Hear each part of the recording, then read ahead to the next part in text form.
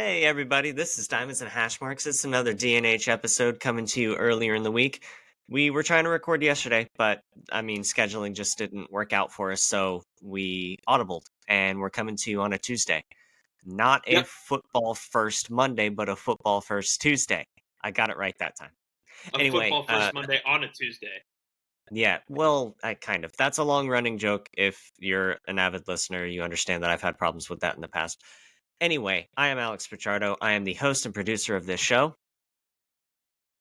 I'm Payne Pichardo, the co-host. You You dig? would think that about like 15 episodes in, you would know when your cue is, but that's okay. I'll let it go. All Yeah, right. thank you. DNH, we're Mother's back. Grace. Yeah, of course.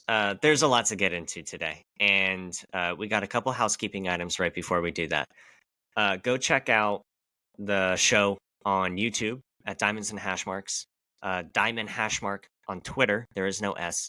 Diamonds and Hashmarks on Instagram. YouTube and Instagram seeing a lot of great interaction there still. So we're posting a lot of reels and a lot of shorts there, as many as the platforms will essentially let us do. Diamonds and Hashmarks at gmail.com. If you have any business inquiries, send it there. If you just want to give us a piece of your mind and let us know what you think about what we think, you can do it there. Peyton, I don't know if you follow us, the show, on Instagram, but there were a couple comments, and I was kind of getting torched for my take on Notre Dame and USC. I will point out, though, that all of those comments came after the game. Nobody stood up in defense of Notre Dame prior to the game. Uh, Right. but we're gonna get into that here in a second. Anyway, like I'm already getting fired up, and I don't need to be. Apple Podcasts and Spotify 5-star reviews help us out a lot there. They let the algorithm know who to recommend us to next. And while you're there, check out Nest.pod. They're still putting out a lot of great content, lots of football conversations there. Mhm. Ordinarily, on a day like today, first episode of the week, Jags just played the Colts. We would have Josh Lawson join us. Scheduling didn't work out for him on Monday or on Tuesday, I think. I don't know. Anyway, Josh will join us Thursday. So we are going to park our Jags and Colts recap and preview the rest of the week for the Jags conversation for Thursday. We're going to have that conversation, just not today. We're going to do it with Josh Yeah. on Thursday because we need his insight into the horrific loss and just the tragedy of the Indianapolis Colts. Also, we will be previewing that Thursday game, the Yes. Jags versus the Saints, as well. Yeah, Short week for the Jags. Jags, so we shall see how that works out. And Yeah. Trevor, we don't know. So Yeah, we it's don't gonna be know. great. But we are going to talk about that briefly because that's not necessarily Mhm. recapping, but it is something we're going to address today. For the Yep. final time, I am telling everybody you can go comment on any of the recent episodes where I ask how many hats does Peyton have, or comment on the Instagram or YouTube reel or YouTube short Instagram reel, and Yeah. guess how many baseball hats Peyton has. The person who comes the closest without going over, and nobody's done it yet, everybody's gone over. So I'll allow a mulligan, possibly. But that person will get a shout out on Thursday's episode, and if you check out, maybe we'll see if we can get you on the show for some quick conversation or something like that on Thursday or next Monday, next Thursday, something like that. We'll see. It's a fun Yeah. little contest. It's possibly the show's most viral moment so far. Lots of views. So, yeah, we appreciate it. Appreciate all the love and support. It's time to get into it. We're going to start Do it. chronological order, as we always do. Stanford versus Colorado. You know, we had to talk about Stanford versus Colorado. What Yeah. a disaster Colorado looks like right now. Did you see that Yeah. Coach Prime was kind of questioning whether or not his guys actually like the game of football? Yeah. That was insane. That was the press conference that we're talking about, right? Yeah, like Like it right was in after the what game. didn't he say that during the press conference? It's like maybe Yeah, my guys basically. don't like playing football. I'm like, Yeah. that's such a bad look. Like you Yeah. don't trust your guys enough to be able to like love this game and to be able to perform in high key games. And this game might have not have been a high key game, but it was a game nonetheless. I think you just got to have more faith in your players. So Well, we'll just say bottom line, that's not what you want to hear. If you're right, a donor of Colorado and you're giving money to the football program, the last thing you want to hear is, I don't know if my players like the game of football. So it was weird, definitely weird. Yeah. If you're late to the party and you're wondering why we're talking about that, it's because Colorado walked in and played against 1-5 Stanford and lost. They blew a Mhm. 29-0 Yeah. lead and ultimately lost the game 46-43 in double overtime. Peyton, I'm sitting right Yeah. here looking at the box score and the scoring summary. And it really, at the end of the first half, wasn't it 29-0 or something like that? I remember turning the game off Yeah. because I was like, "Oh, Yeah. Yeah. Colorado has this easy." Was I wrong to Right. assume Yeah. that Yeah. though? Was I I mean, I wrong don't to think you're wrong assume in that assuming Colorado that. I had think it? we all were thinking like, no, I don't think you're wrong at all. Colorado, I mean, looks strong, and I totally expected them to win this game. I think I picked them to win, or I don't even know if we picked this game, but I was like, yeah, I think like no brainer, like Colorado's going to win this game. But then we were just let down again. So it's Yeah, almost like I don't know if I trust Colorado to win another game this season. um, but they definitely have, not what I was expecting. So I'm yeah. sitting here looking at it. It was 7-0 Colorado, 14-0 Colorado, 22-0, 29-0, 29-6, 29-12, 29-19. By the fourth quarter, Colorado still hadn't scored since the first half. Hmm. 29-26. Then they put some points up on the board. We finished regulation at 36-36. There was a 46-yard field goal that Stanford kicked to tie the game to send it into overtime. And as soon as we got into overtime, it was just one possession, essentially. Like Colorado had its possession, they scored. Stanford had its Yeah. possession, they scored. Then in the second overtime, Stanford walked away with it. So, hey, hats off to Stanford if you're going to walk in there and do that to Colorado, who was 4-2 starting that game. But at the same time, like, I'm sitting here asking the question, how bad was TCU to lose that game to Colorado? In the first game, yeah. I've been saying it this whole time. They were trash. They were absolutely trash. There's no way you could prove me otherwise. I mean, I'm looking at some of the box score in this game. And Shador Sanders really didn't have that bad of a game. Like 33 for 48, 400 yards, 5 touchdowns, only one interception. Um, I didn't see where that interception was, but if that's the interception that like made it to where like momentum was shifted and Stanford was going to take it, then dang, because that's crazy. Because like not only did he lead in passing yards, obviously because he was the first string quarterback, but he led in passing yards throughout the whole entire game. He also led in rushing yards with 37. But like that also poses a question for me, like. On those 13 carries, you're only getting 37 yards, but you're not trusting your running back to get the job done either. So it's interesting, and I'm looking at the receiving yard leaders for Stanford, and I'm gonna butcher his name, but Alec Ayomanor, Ayomanor, Ayomanor, something like that. Something. 13 receptions, 294 yards, 3 touchdowns. Huh? Like almost a 300-yard game out of Stanford.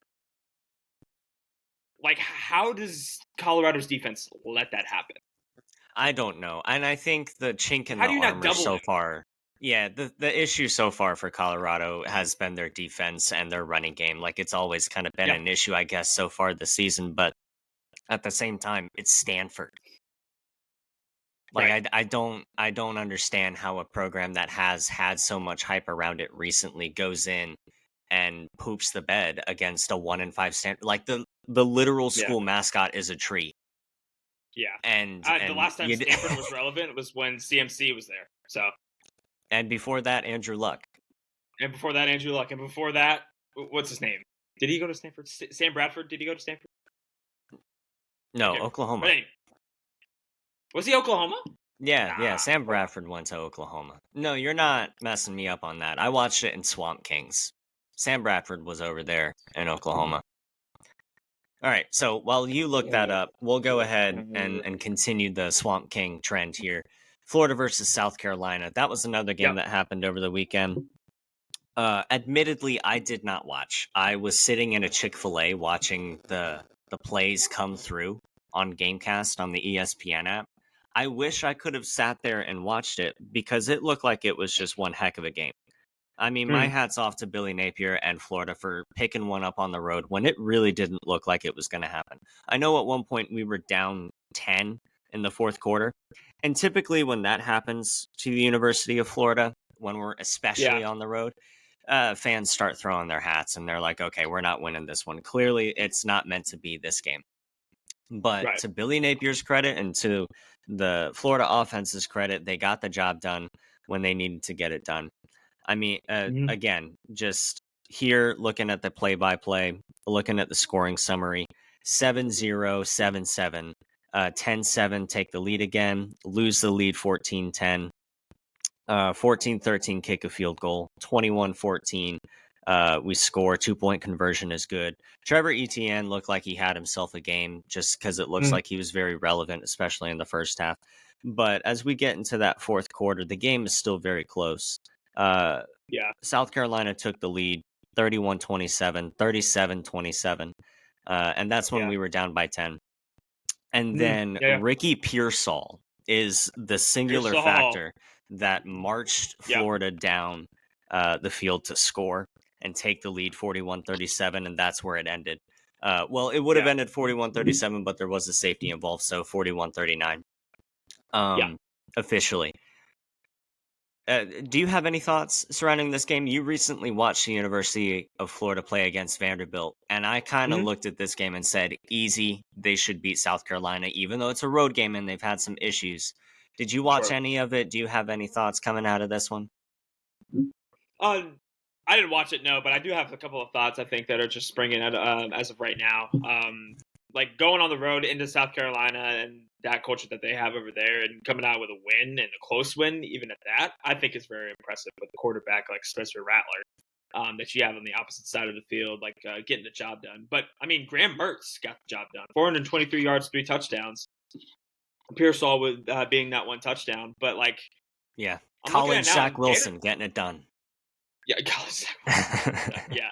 Um, and another thing I'm looking at, like Gators are 5-2, and they're going into this next game in Jacksonville when they play Georgia this next week. They're 5-2, and they're looking decent. But I mean, Yeah, have they looking okay. just Still didn't do very well against Kentucky, who Georgia absolutely manhandled. And yeah, there's no, several storylines that we are going to preview yeah, coming up soon in the next episode. mhm, So let's hold off on the Georgia Florida or Florida Georgia, depending on where you're from. Let's hold off on that conversation. great, yeah, But and what we do want to talk about is the conversation surrounding.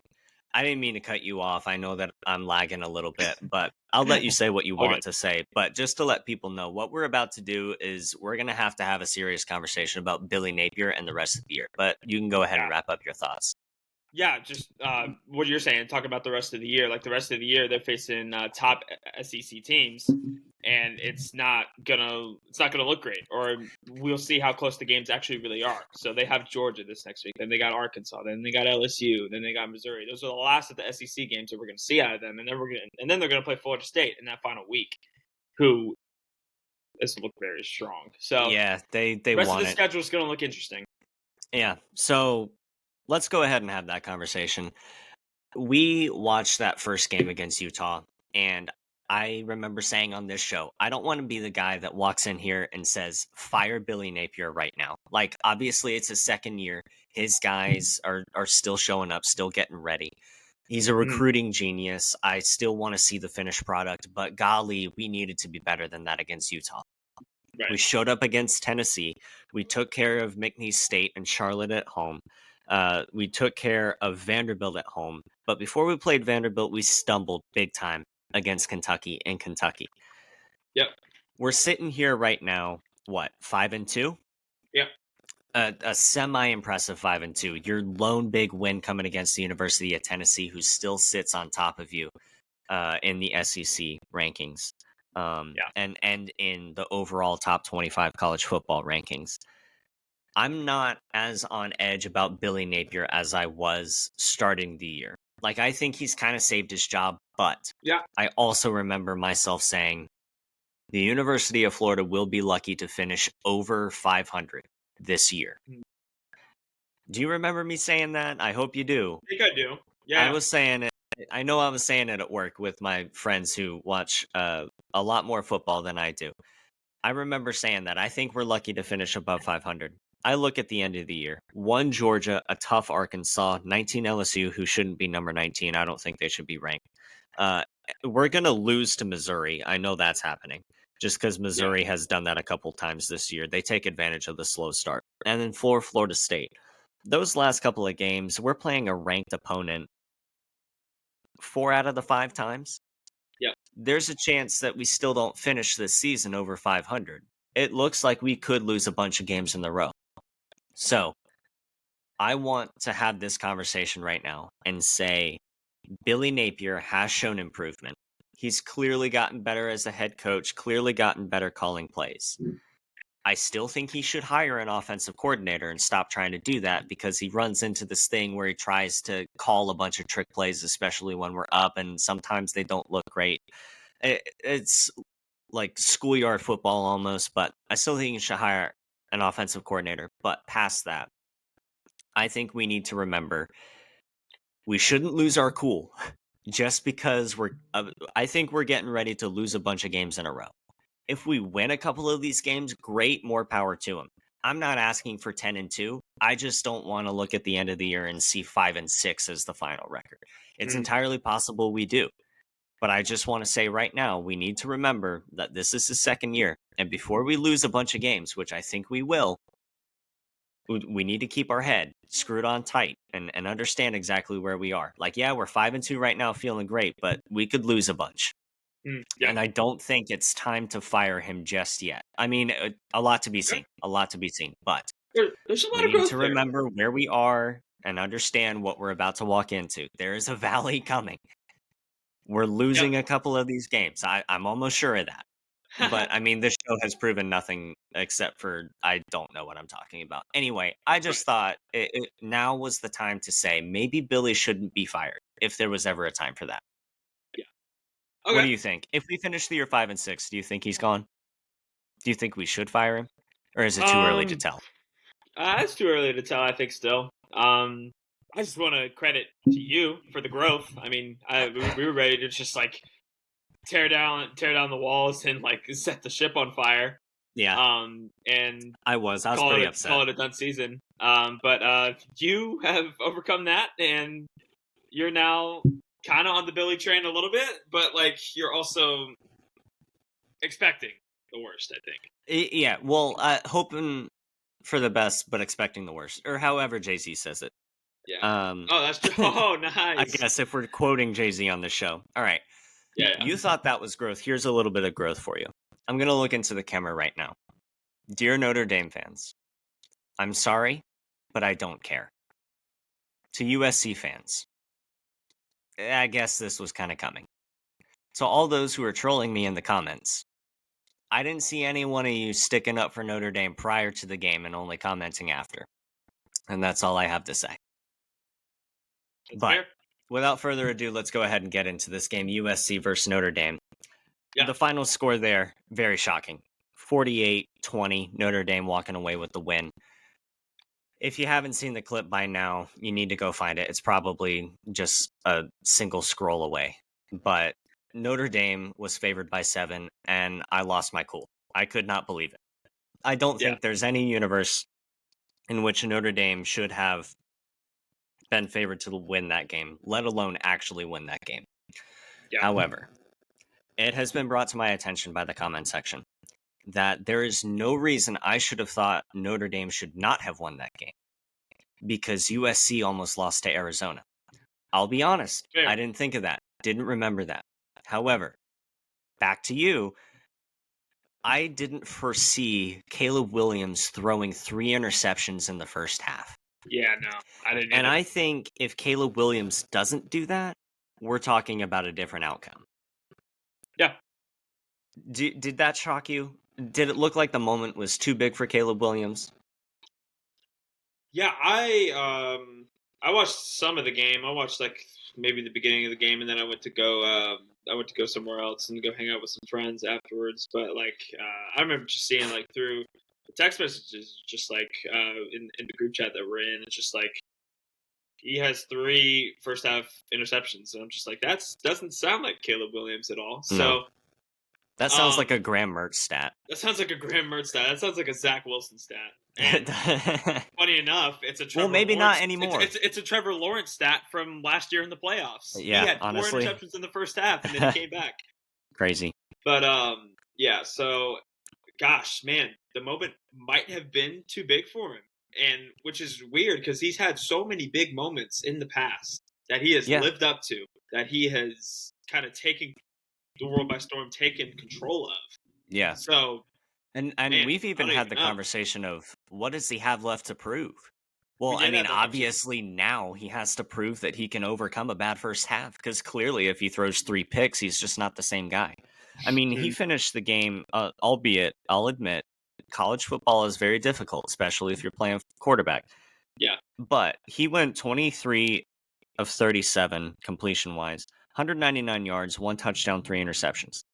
His counterpart, Sam Hartman, went 13 for 20, 126 yards, 2 touchdowns. So he didn't give the ball away. Mm, And honestly, it looked like Notre Dame's defense kind of took over. The offensive line for University of Southern California could not handle a nosebleed. The guys were slipping through like butter over there, like mm, lathered up in Vaseline, just getting through the line. It yeah. looked like Caleb Williams was fighting for his life back there, which, I mean, when we talk about Jalen Hurts here in a second, a bad offensive line doesn't help out a quarterback, and it does eventually lead to turnovers and bad quarterback play. Mm, However, I don't think we should be throwing 3 interceptions in the first half. So I was just very shocked by that yeah. score.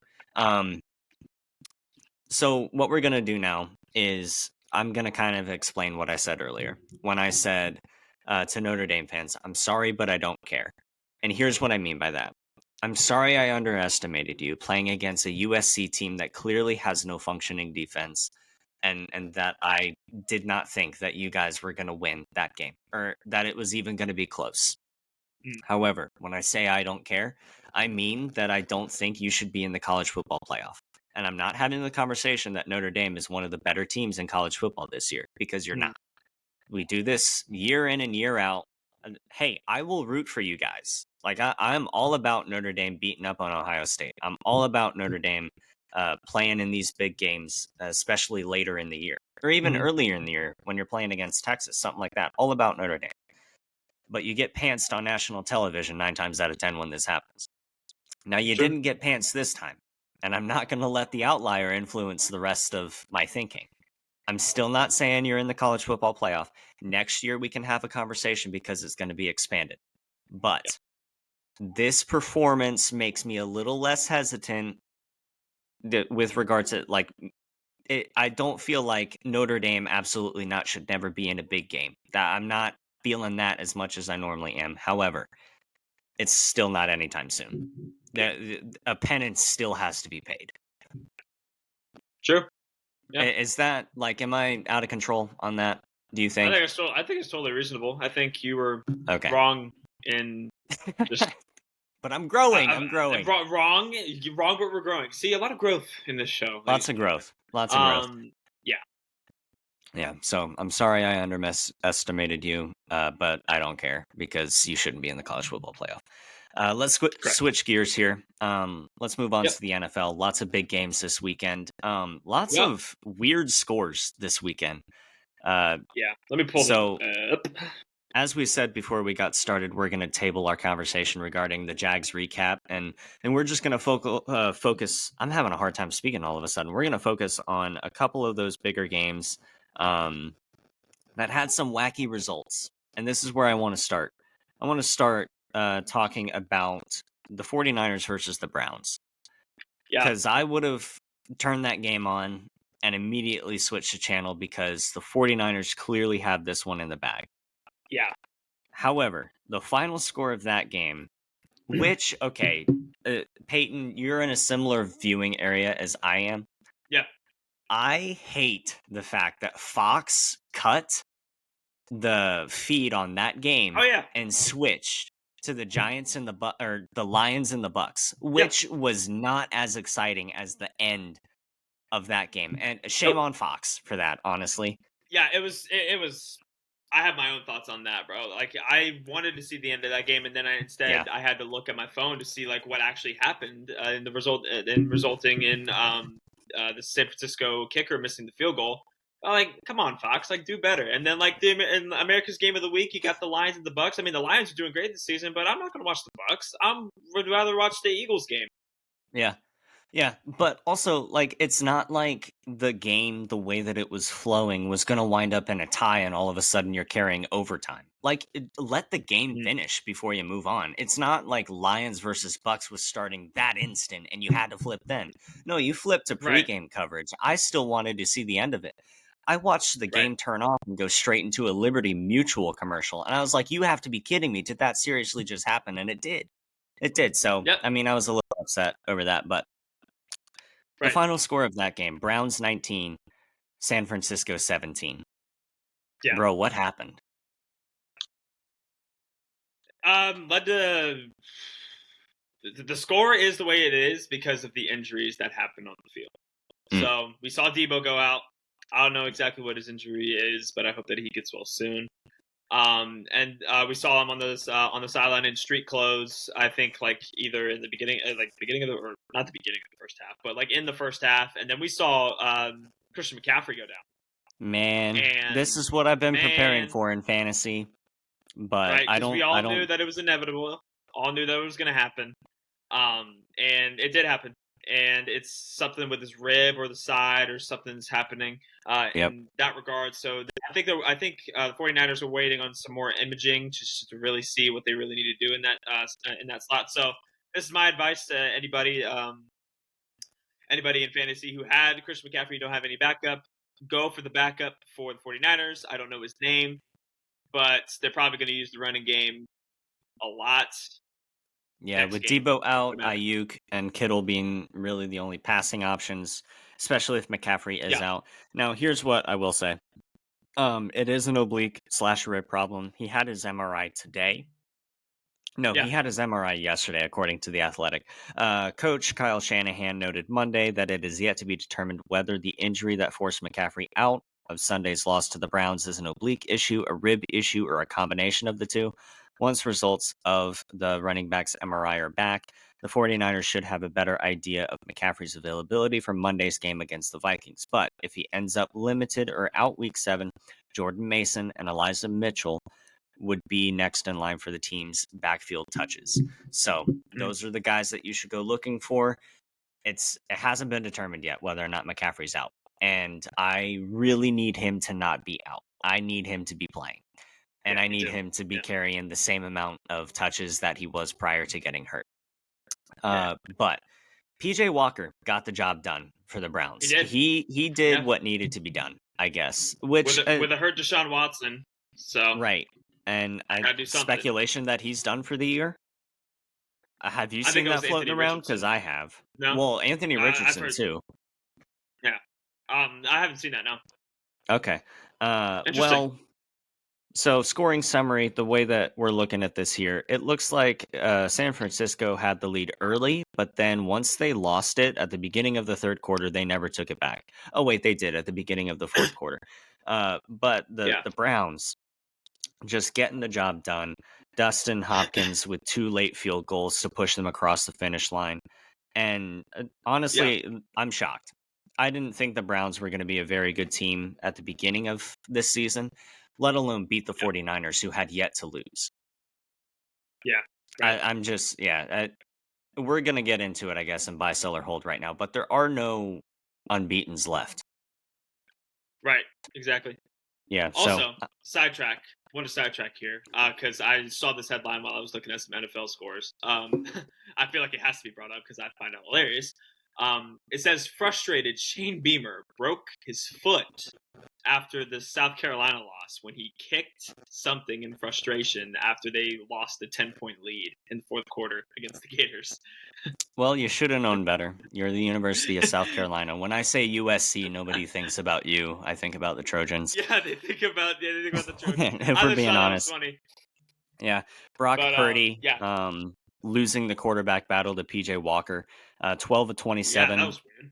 125 yards, 4.6 yard average, one touchdown, one interception, took 3 sacks for negative 18 yards, a passer rating, That's his first loss in regular season for him. which is insane. Brock Purdy, I'm Yeah. still casting my vote for him to win MVP, I guess, as of right now. But it's kind of wild that we've seen this long string of quarterbacks in San Francisco of them hoping that they could replicate Dan Marino, or not Dan Marino, but they could replicate the Joe Montana to Steve Mhm. Young next quarterback in line. And it looks like they have their guy and Mr. Irrelevant, Brock Purdy. It's Yeah. insane that this is the first time that he's lost. Like, I don't think we've seen a start like that in a long time. Can you think of a Yeah. person who's had a start like that across baseball and football? Man. Ellie De La Cruz comes to mind recently, and I think that's just Yeah, recency bias. that's recency bias, but like also we knew like LA De La Cruz was going to be that guy. I don't know if there's a guy that is like there's like absolutely like no way that he should have been like had that much potential, but then he like shows it, and then we're like all shocked. So I Yeah. can't think of anything off the top of my head. But yeah, Get Up on ESPN. I didn't see. No, it was First Take, and one of the takes that they had was is Brock Purdy an elite quarterback? Yes. And Shannon Sharp and Stephen A disagreed. Hmm. They, well, I mean, Is Brock Purdy's been Purdy in an the league elite for how long? quarterback? Yes. I think that kind of I, goes I without do I do question. agree with that as So well. far, now we can have that conversation again here in a little bit. But I mean, saying Sure, he's not an elite quarterback, I just don't. He's definitely like in he's the a good. top They're saying he's a good top quarterback, half. but not hasn't reached that elite status yet, which I feel Well, like he has. what does elite mean? Does elite mean winning a Super Bowl? Because at that point, Right? Trent Dilfer was Yeah. elite. You know, because he won a Super Bowl. He didn't throw an interception long enough for his team to win. Dang. That I mean, that's no disrespect to Trent Dilfer. He knows that's true. Yeah. But I Right. mean, what does elite mean? Like, because I remember having that conversation about Joe Flacco, who is not elite, and people were trying to say he Mhm. was. I think Brock Yeah. Purdy is definitely different. Yeah. But anyway, moving on. Yeah. PJ Walker, I mean, we'll just wrap up the conversation here with his stats 18 to 34, 192 yards, a 5.6 yard average, no touchdowns, two interceptions. So I don't know if he necessarily played better than Brock Purdy.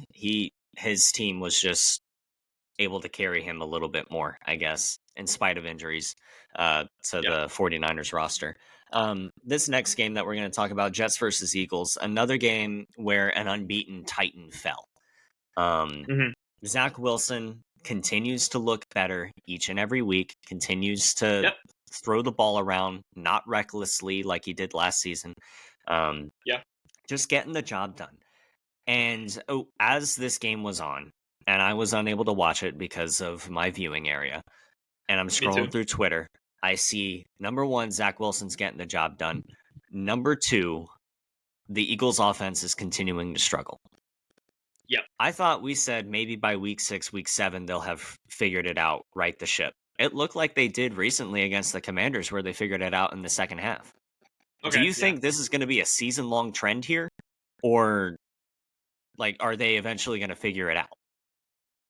I really hope not. They have the guys to do it. I mean, Jason Kelsey, Lane Johnson, who did get hurt, I think, in the first half as well. I believe he's one of the guard or a left or right tackle. I can't remember what position he is, but I know he's a legendary for the Eagles. Um, and he's been Devontae proven like Smith, time and time AJ again, like Brown, Devontae Smith. DeAndre Yeah, Swift. They have the guys. Jalen Hurts, they have the guys. yeah. Why can't they click? Why can't they figure it out? Do you think it's a matter of, okay, we have a guy named Devontae Smith, we have a guy named AJ Brown, DeAndre Swift, let's design plays to get them the ball? Yeah. I don't think that's the issue. Could it be? Hmm. Maybe. I don't know. Maybe. I don't know. Honestly, it looked like they had kind of figured it out, but then they walked into this game against the Jets, and the Jets defense, to their credit, did a phenomenal job at making Jalen Hurts uncomfortable in the pocket. Late in that game, it looked like Jalen Hurts was seeing ghosts when he was in the pocket. There were several instances where there was a 3-man rush or a 4-man rush, and checkdowns were open. But he was lowering Yeah. his shoulders, ready to move up in the pocket, scramble out of there, and not dumping the ball off to where he should have. Mm. So I don't know. I want to see the Eagles offense turn it around, but if a quarterback has lost confidence in his offensive line because of whatever happened earlier in the game, that's not a great place to be. Do you think they could recover? I hope so. The stat that I'll read off here is that Jalen Hurts obviously threw 3 interceptions, despite Sauce Gardner and DJ Reed, their cornerbacks, not being available, and I believe they were hurt. And then they were pressured on a season high of 40% of their dropbacks. So 40% of the whole entire dropbacks of that game, they were pressured. Yeah. So something's happening with the O line, and they need to figure it out. Yeah. And I don't think it's a play calling issue. I think it's a quarterback making the split second decision issue, but being Yeah, hindered by a distrust of the offensive line and not being able to figure out where the blitzes are coming from. Because that's kind sure. of what it looked like to me. He was seeing ghosts Yeah, for sure. I agree. I agree with that. Let's move on to buy, sell, or hold. Let's do Speaking it. of two Titans falling this week to teams that we did not think had a shot at one point in this season. Buy, sell, or hold, there is no clear great team in the NFL this year. So I think 49ers still hold that title. I mean, they're a strong unit when they're healthy. So they just got to stay healthy. So I mean, you could argue that maybe Miami as well. They're looking strong. I think with just their running game and how many guys they have that are like speed demons, right? Yeah. Like Tasmanian devils. So you could make that argument, but yeah, I'll sell. Okay. Yeah, I'm going to agree with you here. I'm selling on this too. Even though there is no unbeaten, I think the 49ers are definitely a team that can recover. Dude, nobody's talking about the Chiefs. We're talking about Travis Kelce and Taylor Swift, but nobody's talking about the year that the Chiefs are having because they're still motoring right on. Yep. Yeah, sure. The Bills have fallen off a little bit, but the Dolphins have taken their place. Right. There's still several good teams, even though there are no unbeatens anymore. Buy, Right. sell, or hold. Alex needs to chill on Notre Dame and Dallas criticism. This was fan submitted. Oh, really? Yeah. Nice. Buy, sell, or hold. Alex Alex. needs to chill on Notre Dame and Dallas criticism. I say sell. Let it fly. I'm letting it rip. I'm selling. I don't care, dude. Let it rip. I don't care. I've already grown enough to apologize. I Yeah. don't need to grow anymore. I'm gonna keep letting it rip. That was Steve Harvey clip. I would like to apologize, or the Conor McGregor one. I'd like to apologize. Absolutely nobody. Yeah, that's just what else would I criticize if I didn't criticize Notre Dame and Dallas? They exist, so this show has something to take to the garbage can. Anyway, buy, sell, or hold. Philly by a million.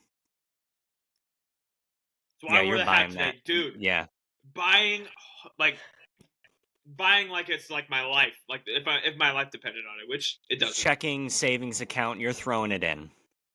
Throwing it Roth in. IRA, 401k, doesn't matter what. You're throwing it in there. Philly by a million.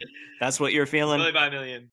That's what I'm feeling. Dude, first pitch, Kyle Schwarber takes it over the fence. Like, you got Citizens Bank Park rocking off of that, and then 108 decibels. 108 and then decibels. 111 like decibels 3 pitches later when Harper went yard. Like, yeah. Within 4 pitches. And then when Nick Castellanos poked it over the right field fence in an Apo Taco homer, like, I'm excited. Yeah. So excited for this series. I don't want the series to leave Philly. I don't want it to leave Philly. Because if Philly sweeps, that means that they're celebrating in the pool. Honestly, could be a great photo op. You're telling me Bryce Harper, Nick Castellanos, Trey Turner, all those guys with cigars, like it in the pool, that would go hard. Obviously, you saw a celebration yesterday on his birthday, right? Oh yeah, of course, yeah, which is 31. Fantastic. Bryce loves Philly. Philly loves Bryce. I love Yep. that for them. I Yep. this is how could you not be romantic about baseball? Yeah. Especially when you're True. seeing it in the city of brotherly love. Philly by a million. I'm buying it. I'm taking it. Buy, Nice. sell, or hold. Major League Baseball needs to reevaluate playoff format because the only top Ooh. seed remaining is Houston. The other teams are the 6 seed Arizona, 5 seed or 4 seed Philly, and then I think another 5 seed Texas or something like that Something at like the that. Yeah. beginning of the year. But buy, sell, or hold, they need to reevaluate playoff format. I say sell. I say keep it. I mean, I think in a sense it's been perfected with what's just like the wild card format that they added last year. Like it's a matter like here's what it comes down to. It's a matter of who is hot at the right time, and we're seeing that unfold right now. Yeah, Texas is hot at the right time. Philly is hot at the right time. Arizona is hot at the right time. Maybe not in this series that they're facing right now, but like these teams that nobody thought that were going to make it into like these final couple series, like they're making it because they started off hot. They knew where they were and they knew their potential, and they lived up to it. So yeah, I don't think it has to really come down to like they really have to like okay maybe we need the Braves to be in the championship series. We need the Astros to be in the championship series. Otherwise, no one's going to watch our games. I'm just like, no, this is the beauty of baseball. This is yeah, what we want to see. Like, we want to see those underdog teams embarrass these big teams. And that's what I want to see anyway. I want to see yeah. the underdogs. Man, I don't know. I go back and forth on this because, on the one hand, I think the current playoff format, as it stands right now, possibly de emphasizes the role of the regular season. Why try to win 100 plus games if you're just going to get tired, get that top seed, and get 5 days off when you don't necessarily Mm. need it, when it's not the best thing for you? Uh, but also, like, I love the fact that we're sitting here talking about Arizona and Philly in the National League Right. Championship Series. I love that. Yeah. I don't know how much of an advantage being a top seed actually gives you. And so far through 2 years, the evidence points to very little. It Right. doesn't look like it Yeah. gives you all that much of an advantage. I don't know if 2 years is enough to, have all the sirens going off and throwing the flag in like, hang on, we got to change this. It's clearly not right. I don't know if 2 years is enough for that. But at the Right. same time, like it's happened twice now. Here's what I'll say. I'm going to hold officially on this. I will look at Texas and say they led the division most of the year. Sure, they're not a top seed, but coming into the last day of the season, they were a top seed. Houston Yeah. led the division not most of the year. Coming into the last season or last day of the season, suddenly are a top seed. So I guess we could say in the American League, at least on that side, we do have two top seeds. But over there in the National League, we have two bottom feeders. Or not actual Yeah. bottom feeders, but not top seeds. So I'll hold. I don't know if it's time to sound the alarm, but I mean obviously it's starting to trend one way. So Mm. uh, buy, sell, or hold. There is no greater pastime than Aroldis Chapman giving up bombs to Houston in the postseason. I'm buying wholeheartedly. I'm not I'm not gonna sit here and act like Aroldis Chapman giving up bombs Uh, in Houston on sliders, Altuve nonetheless.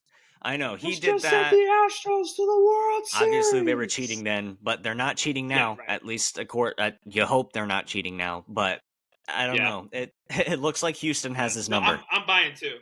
I'm buying too. I love the clip of where like that home run against Altuve, and like like you just see the look on Aroldis Chapman's face. He's like, You nah, kidding me? like they're like nah. They're like they have to be cheating. There's no way that he was A expecting slider that right pitch at there. that time. Yeah, A slider right there at that moment, and like there's you know the J Cole song like he knows or she yeah, knows or whatever. yeah, yeah, It's like they use that audio clip for it, and it was just his face. It's like she knows. yeah. That's heinous. Oh, yeah, right. I But was I'm just like, buying. yeah, I'm buying There for is sure. no, yeah, there's no greater pastime than Aroldis Chapman giving up bombs to Houston in the postseason. I love it. Yeah, Not necessarily an Aroldis Chapman fan, not an Aroldis Chapman hater, but also it keeps that's true. happening, and I'm here for the content. So Content. we've already talked about this a little Shout out bit. JUCO King. the top seeds are gone. Yep. But I do want to build this out a little bit more. Does Major League Baseball have a playoff format issue? Because what we've Yeah. seen for the past 2 years is the top seeds get knocked out early on after taking those 5 days off. And you don't see a lot of people saying, hey, those 5 days were awesome. We loved Mhm. having 5 days off. We needed 5 days off. Like, nobody's saying that, which kind of Right. begs the question, like, is that what the top seed should have? Or should the top seed, rather than get a bunch of days off, also participate in the wild card round just a round earlier in a best of 3, but get to choose who they're playing? Like, do you think that would Hmm. work out better? Maybe. I don't know. Huh. Not that we're I trying never to really come up thought with about it like that. alternatives here. We could spend But the entire offseason coming up with alternatives. Essentially, what we're doing right yeah, now is there a problem? And I've already kind of said, I don't know if it's time to raise the flag, but also it's happened I don't. twice. Do Yeah, you think there's a problem? I don't think there's a problem. I really like if there's going to be alternatives that like better the system, like and better just like the players like health and just like in regards to just like bye like I want to say bye week, but not really like a first round bye basically. If that's going to help in a sense, then it's proven now that it hasn't. Like I'm totally for it. I'm okay to change, I'm starting to be okay with change, even with the pace of play rules and everything like that. So, like, definitely not opposed to it, and I could definitely see it happening. But as of right now, with like what I'm currently viewing, I don't think so. I don't think. Yeah. I can't think of a better format that wouldn't require us going back to what it was to something prior. Like before this, Okay. only 4 teams made it, and it was the 3 division winners and 1 wild card. After that, it Yeah. was the 3 division winners and the 2 wildcard teams, or 2 top teams in the wild card, played a playoff game to figure out who played that top seed of the Mhm. division winners. And now you got a couple teams. You got 3 teams making it out of the wild card. So we keep expanding it, but we also see the top seeds getting knocked off more often. It's almost like seeding Yeah. doesn't matter anymore. Right. Um, That's what we've been saying.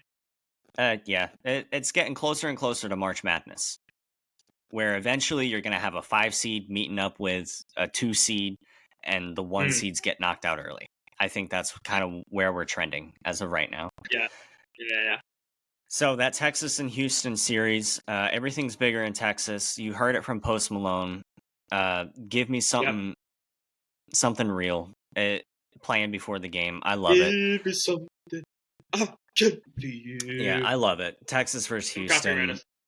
Yeah, please don't. There are so many fans in the seats, both Texas and Houston fans Oh yeah. in Houston. It's a It's going to be the ride. same going back to Globe Life Park. You just know it is. A bunch of Houston fans are going to Yeah. be there.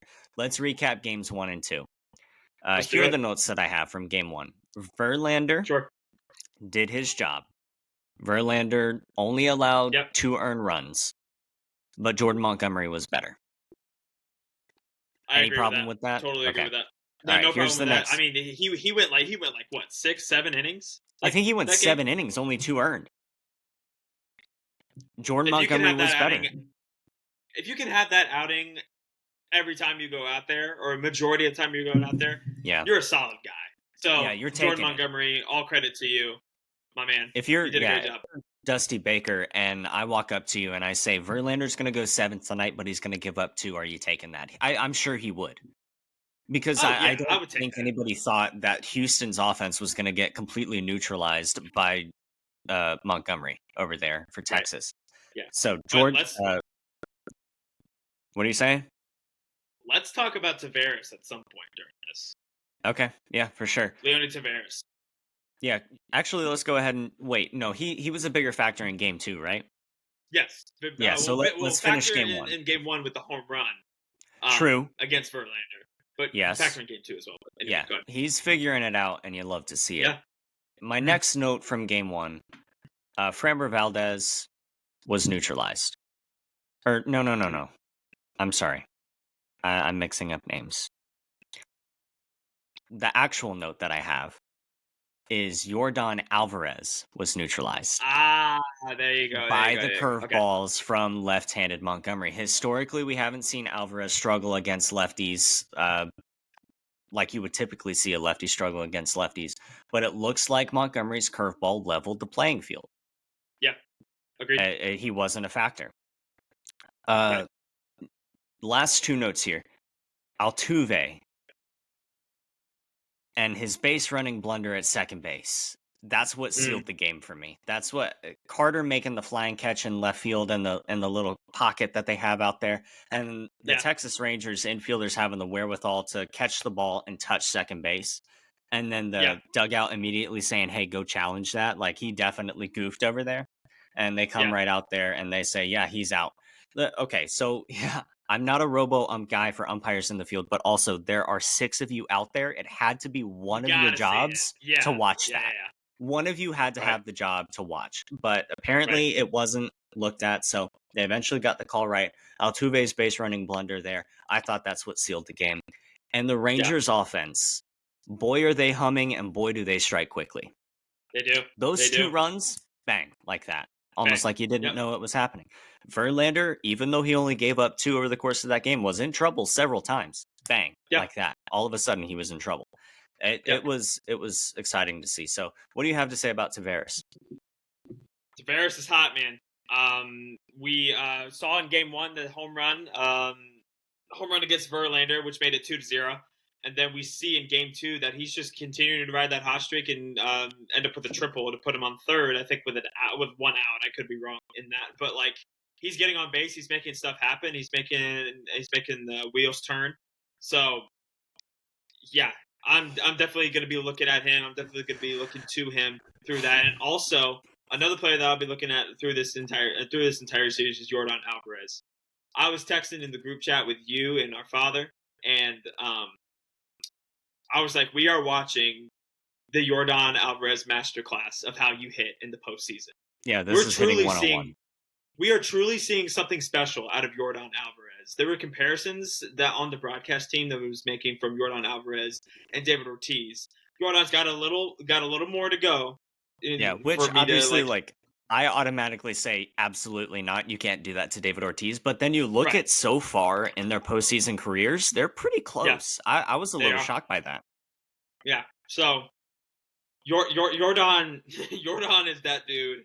As Yeah. much as I don't necessarily hate the Astros, but I despise.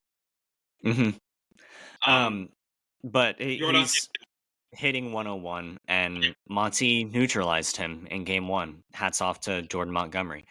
well, Game even 2, in game 2, when yeah, Aroldis was thrown to him, and that's a lefty on lefty matchup. That's what Bruce Bochy wanted. I think that's what all of America wanted in regards to just Alvarez getting silence. But lived up to it in game 2, as we're about to get into.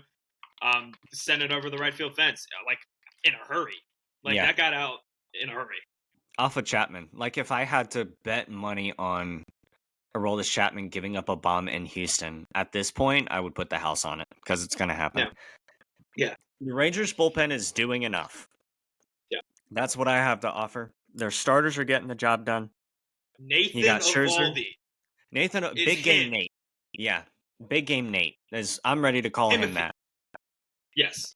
Montgomery and Eovaldi both getting the jobs done. The Rangers bullpen doing enough by holding the Astros behind whatever lead the offense is given them because they're a quick scoring offense. Yeah. But hey, that left fielder they got over there, Carter, he's putting up some great at bats. Lowe is putting up great at bats now. He's seeing it well. Tavares is a hot guy. Garcia has been streaky all season.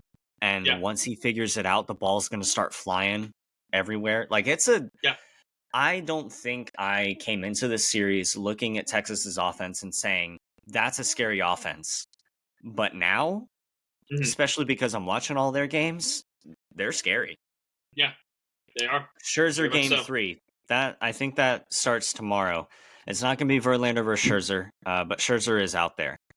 What are you expecting to see? Oh boy. Oh boy. Yeah. It's Max Scherzer in the postseason. Yeah. That's my expectation. He's going to live up to it. I don't know how many innings he pitches. I don't know how well he does, but I know this. He's going to dog it out, and he's going to give it his all. He may throw out his arm while he's out there, but he's doing it for his teammates. For a good cause, and he's doing it for his teammates. Yep. Yeah. So that's really our game 1 and 2 recap. Coming up later in the Mhm. series, Texas still hasn't lost. I don't necessarily see them losing games at Globe Life Park.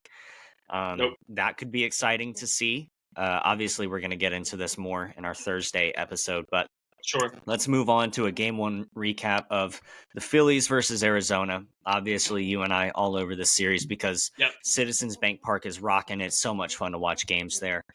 Not necessarily in person, Yeah. but watching games on TV. It's weird, but it's awesome. We've already Living established in this Philly by a big million. new world. Sorry. Yeah, I mean, if the walk-up songs are hyping up the fans, it's a magical season. Oh You yeah, know I mean, that. we just go back to the 2013 Red Sox when Shane Victorino would step up to the plate, and it would be Three Little Birds by Bob Marley. Yeah, Don't worry yeah. Well, no, about a don't sing that thing. because we're gonna get copyrighted. Oh, Or okay. I just don't want you to sing. Anyway, here are the notes that I have for That's game great. one. Okay. I Anyway, wasn't okay. Game one good. recap. Here are Yep. my notes. Going forward, Philly by a million, and anyone that says otherwise clearly hasn't watched them play. Yeah. Note number 2: if the Phillies starters can get the game to the 6th inning, it's over. It's over. Yeah. If Zach Wilson can get to 6, it's done. If Aaron Nola can get to 6, it's done. If Ranger Hmm. Suarez can get to 6, it's done. Why? Because the Phillies have Sir Anthony Dominguez, Jose Alvarado, and Craig Kimbrell. Yep. And I don't think they've surrendered a run up to this point. Maybe they did last That's night impressive. against Arizona. But that string of guys coming out of the bullpen, that's insane. The job that they're doing right now, it's just hard thrower after hard thrower after hard thrower. There really is no break in the barrage of guys that they're bringing to you, I guess. So if you fall behind and you're Arizona, Yeah. that's not necessarily a fun area to be trying to make up any deficit that you have there. Um, does Arizona realistically have a shot in this series? You don't think so? Nope. If Arizona were to win, why would that have happened? Couldn't get it started on offense, and they couldn't score runs in the beginning of the game. So like, if they can't score like in like from the first to the third inning, and they just can't get the bats going, that would be the reason why they win. Yeah, yeah. I think if somehow any pitcher for Arizona cools off the entire Phillies lineup, that's how Arizona wins. But Arizona's only winning that game if they score very early. Yeah. Another figure to pay attention to is the Phillies pitchers also out there in the bullpen right now. Uh, Keckring, Orion Keckring. I don't know Yep. if you paid attention to this story, but he started the year in like high A ball. And now Wow. he's pitching in the big leagues in the postseason in some high stress innings. He's throwing the snot out of the ball and he's doing well. He's only appeared in 3 games, uh, 3 innings pitched, 1 strikeout. I don't think he's had a base runner. No, he's definitely had a base runner, but he's getting it done. Hadn't allowed a run. So that's Impressive. honestly, if you get it to the 5th, Yeah. at that point, it's just hard throwing arm after hard throwing arm. Right. Game 2 tonight. Game two. We got Aaron Nola going for the Phillies. Yep. I don't know who's pitching for Arizona at this I point. saw it earlier, but I forgot. So I would have get to it. guess that it's going to be. I'm going to butcher his name if I say it. But going to actually, it's not him. It's Kelly for the Oh. Arizona Diamondbacks. Okay. Yeah, I think Mark Kelly is his name. This is I don't know what horrendous it is that I now. don't know the guy's name. No, it's Merrill Kelly. That's awful. Okay. This season went 12-8, 3.29 ERA, 187 strikeouts. Looks like he had a solid year. His strikeout to walk ratio doesn't look like it's all out of whack. Oh wait, I have seen this guy pitch earlier this year, and he did look good. But Yeah. what are you looking for in this game? Because I don't see him doing any better than Aaron Nola. Yeah. Exactly that. I think that he is going. He's gonna do good for the first couple of. He's gonna do good for the first couple of innings. I think maybe just like maybe even allowing a run, keeping them at bay. But I feel like it's just like the dogs are going to be let loose, and it's going to be Yeah. over quick. So So if I had to say 3.5 is the over under for Philly home runs, are you taking the over or the under? ooh. So they had 3 Kyle last Schwarber night. is always liable to go yard. Bryce Yep. Harper seems like he goes yard every game. Nick Castellanos only goes yard if there's a tragedy. And then Trey Trey Turner Turner is has that always liable. gas strength. JT Realmuto can definitely poke one out if he I'll wants. let the over then. You're taking the over? Yeah. This game, I'll take the over. Last night, I would have taken the under, but Because of Zach Allen. Yeah. also I think the over hit on that one. Yeah. Maybe. I can't remember. Yeah. Anyway, that's how psyched up I am. I can't remember what happened the last game because I'm already looking forward to the next one. Nice. Yeah. So here's where we're going to close today. What is the secret to success in October? And I have spent some time thinking about this. And I'm going to say some things, Peyton. You let me know if it sounds horrendously wrong. Okay, good. Each of the teams that are in the postseason right now and still doing well are all teams that have solidified leaders in the clubhouse Yep. and have 2 dominant starters. Like, not Okay, yeah. necessarily okay starters. Everybody has 2 dominant starters left. Yep. So this is where I look at the Rays. This is where I look at the Orioles, even the Braves. Mhm. And I don't know who the leader of the clubhouse is in Atlanta, other than the manager, Brian Snitker. I don't think there's a guy who's willing to go to bat for his team every time they're talking to the press. But if Philly's in trouble, I know Bryce Harper's going to bat. I know Nick Castellanos is going out there. I know Kyle Trey Schwarber Turner. might. Trey Turner, any of those guys, JT Realmuto even. Yeah. But right now, Texas Rangers, we see Jordan Montgomery, Nate Eovaldi, even Max Scherzer, dominant starters in the postseason. The leader in that clubhouse, I don't necessarily know who it is. Yeah. But it's definitely somebody. Yeah. It might be Jonah Heim, honestly, or Nate Yeah, Eovaldi. their catcher. Yeah. Yeah. Maybe so. Houston, Framber Valdez, Justin Verlander, leaders in the clubhouse, Altuve and Bregman. Oh yeah, I mean they've been there before. So Philly. you could throw Alvarez in there. You could at this point, battle tested, absolutely. Philly, your leaders, basically most of the veteran roster. Dominant starters, Wheeler and Nola. Yeah. Okay. Arizona, dominant starters. Gallen, and I think his last name is pronounced Fat. Or I think PFADDT gonna or something butcher like it. that. Yeah, something like that. Anyway, dominant starters. Who's the leader in the clubhouse? Probably Montero, Corbin Carroll, Evan Longoria. Yep. Tampa Bay Rays, dominant starters. Glasnow. Who's the leader? Is it a Rosarena? A Rosarena you could throw in there, I think. Yandy Diaz? Diaz, maybe. Wander Franco? I was about to say Franco, but yeah, but we can't anymore. Not. We can't anymore. We get canceled. Nope. Yeah. Baltimore, dominant starter. Who is it? Leader in the clubhouse, Adley Rutschman. Adley Rutschman. You can throw Gunnar Henderson in there. Miami, dominant starter. Who is it? But he was injured. Alcantara wasn't there. Who's the leader in the clubhouse? Chisholm, maybe. Right. Throw in Josh But Bell, I don't know if maybe. I want him as my leader. Right. So I think we're seeing who wins the games are the teams that put together the best starting pitching performance of that given game. And the teams that do that the best are the ones with 2 dominant starters and a solidified leader base in the clubhouse. Yeah. I don't know who that is for the Braves. I wish I could look at that clubhouse and say, clearly it's Acuna, clearly it's Olsen, clearly it's whoever, but I don't know who that is. Yeah. Okay. All right. So we're going to close here. I don't mean to put you on the spot. We didn't put it on the run sheet, but it is the beginning of a new week, so we have to cover the previous week. Best and worst of the weekend. My best of the weekend, continuing to watch a red October in Philly. It is so much fun watching the games in Citizens Bank Park. Worst of the weekend was Fox cutting away from the game and showing Tampa versus the Lions early. I didn't want to watch that. I wanted to watch the close to the Browns and 49ers game. Also, Christian McCaffrey might be out, so I'm a little sad. Peyton, your best and worst of the weekend. Yeah, best follows yours right up there with the Red October. Man, it is really really fun to watch. I was even having a fun time watching it with people over. I had some dinner plans that I was attending to. It was really really fun. I hope they could keep it up. They are a really talented squad. And I'm really looking forward to the rest of the series. My worst of the week um, probably had to have been my little panic moment in the Jags game when Trevor Lawrence went down. Hopefully, he's going to be all right. I think he's going to turn it around and be ready for Thursday. But I still obviously don't know. I know Bethard today took some practice with True.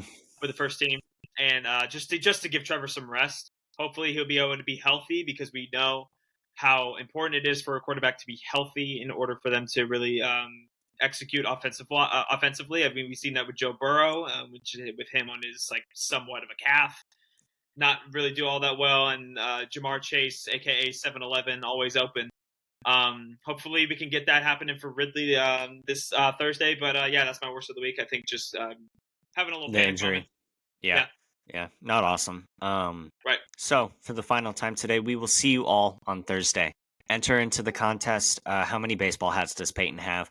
I'm Hmm. offering mulligans closest to without going over because nobody's done it yet. You guys are aiming a little too high. Remember, Peyton is balling on a budget. All right. So without Wow. further ado, we will see you Thursday. And for the final time, this is Diamonds and Hash Marks. I'm the host and producer, Alex Pichardo. And the co-host Peyton Pichardo. You dig? We dancing on our own.